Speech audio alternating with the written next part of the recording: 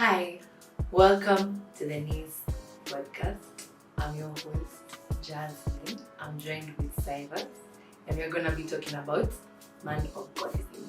Cyrus, what is man of Godism? So, by man of Godism it's not like you're not going to Google it and find it on the internet. It's not really. It's like our term we use to describe a doctrine in church that people are very focused on what their preacher says, and they neglect let's say dependence. Yeah.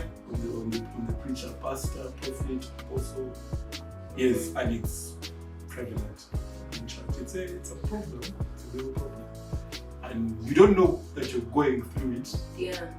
Until you see when you're outside. So if you were to look at people outside, you'll be like, yeah, those guys are creepy. Yeah. Crazy about their preaching. Yeah. You get it?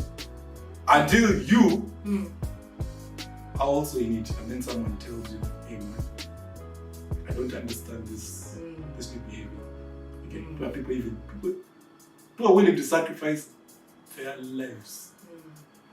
So you're willing to travel miles. Do you think man of Godism looks different for everybody? Because it doesn't look the same for everyone. Yeah, it looks, of course, very different.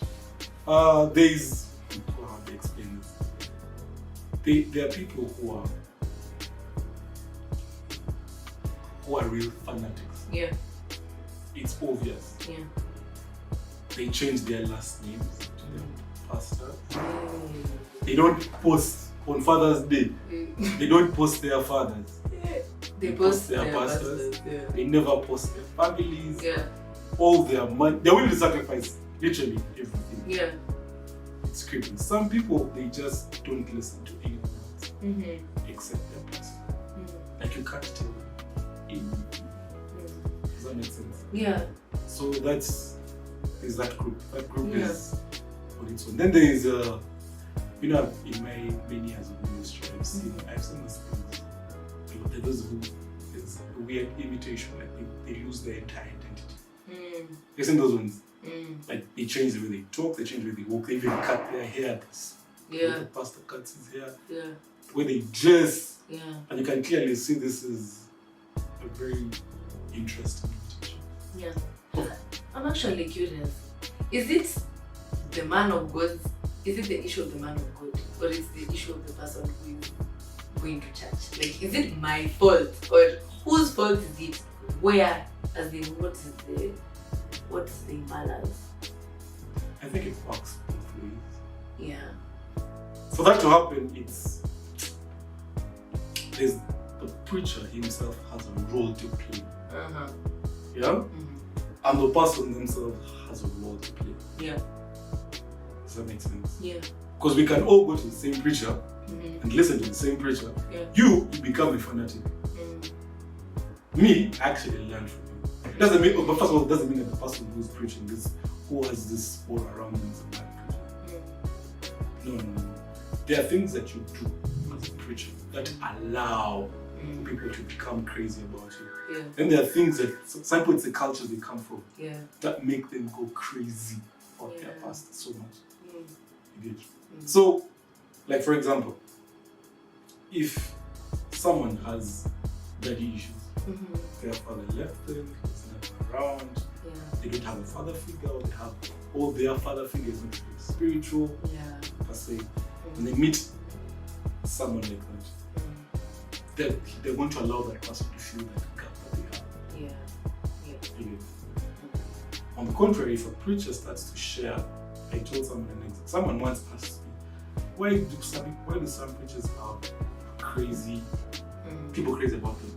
To realize many of them, these are the two things I've noticed about them. One, they preach from their experience. Yeah. That's why whenever you guys preach like fellowship, I tell you, don't preach what? Experiences. Preach from the scriptures. When you start preaching your experiences, you're going to create that aura. Because people are going to look at you and be like, wow. Actually, even Paul talks about it in the book of Corinthians. It's like, he talks about how you cannot tell people his experiences because they will exalt him more than they should. Yeah.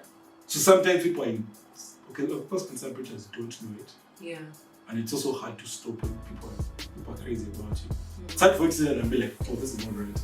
Yeah. But a person like the possible, you figure if I keep telling people my experiences, Yeah. they're going to go crazy. Yeah.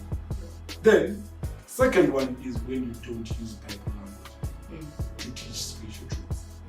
Either you're trying to make it simple or you're trying to make it complicated, whichever. In that process, because remember you're speaking truth. Yeah. When you speak the truth, the Holy Spirit vindicates the truth. It sets people free. But now the problem is, when the person gets healed, they cannot trace the things you've spoken in scripture. So they think they are coming from you. Yeah. So this person is going to think the Bible is less than what you say. And instead of having an obsession with reading the word, they won't have an obsession with that pastor. Because it comes from a place of gratefulness. It's true. Does that make sense? So if you find people, even when they try to preach the word of God, it's true. You hear a language you've never heard before. It's true. They complete, like now, I met someone, they teach them meditative vision. The Bible calls that hope. Now, if I told you about hope, how hope sets you free, how you must first have hope before you believe, and then you have an experience. When you get it, you're going to be like, oh, I read hope in the Bible. Yeah. When I tell you meditative visioning, you're going to do the same thing because that's what hope is. You see things with your imagination.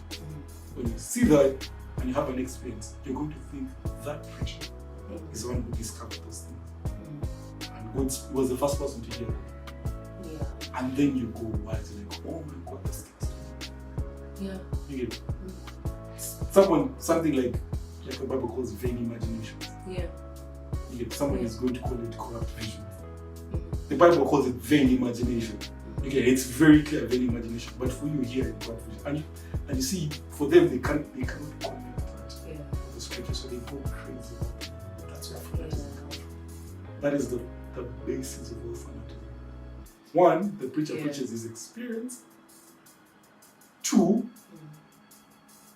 they don't use Bible language. And many times it's well-meaning.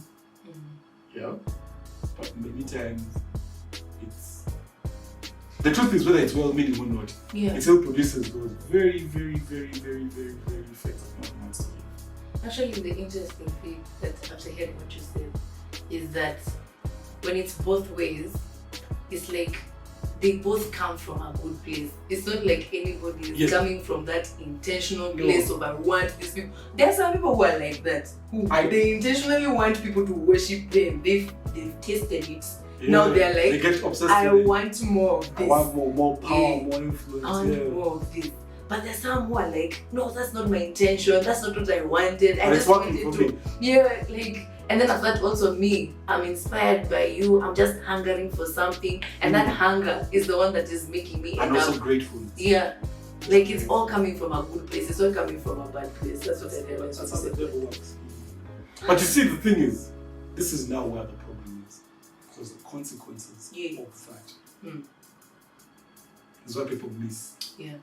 Because the consequences of that is one, you're going to miss out on what God has prepared for you as an individual. Your uniqueness as a person. That's the first thing you're going to miss out on. Because you're going to be an imitation of people or someone people already biased about. The people who that person will never reach, that you can reach.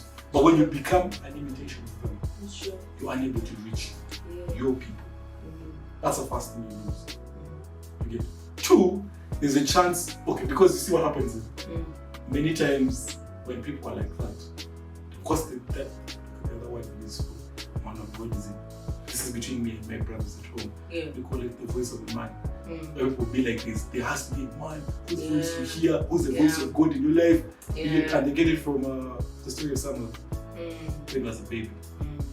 And when he was a baby, what happened? God called him and he had Eli. So people believe that every person must have a voice of a man who God speaks to them through. But what they forget is that first of all, Samuel was a baby. The Bible tells us when we were under the law, we were babies. But now when Christ has come, we're no longer under the beggar elements. So we hear God directly. Also, the Bible clearly tells us that in various times, in Hebrews, that the Lord spoke to men through prophets, through angels, but now he speaks to us expressly through Jesus. Yeah. You get it? Then the third scripture also that states clearly when Jesus appeared. Yeah. Jesus, when Elijah and Moses appeared with Jesus when he was transfigured, the night of transfiguration. What's his name?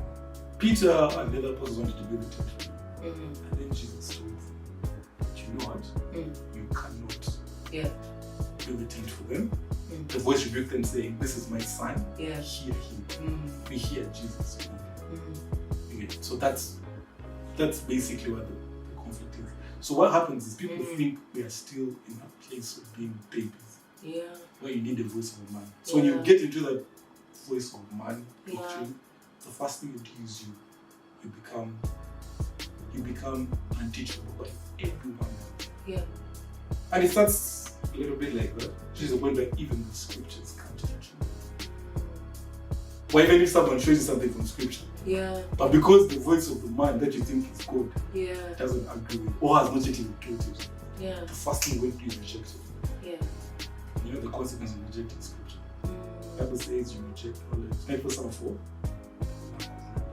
Yeah. Because you reject knowledge and reject you.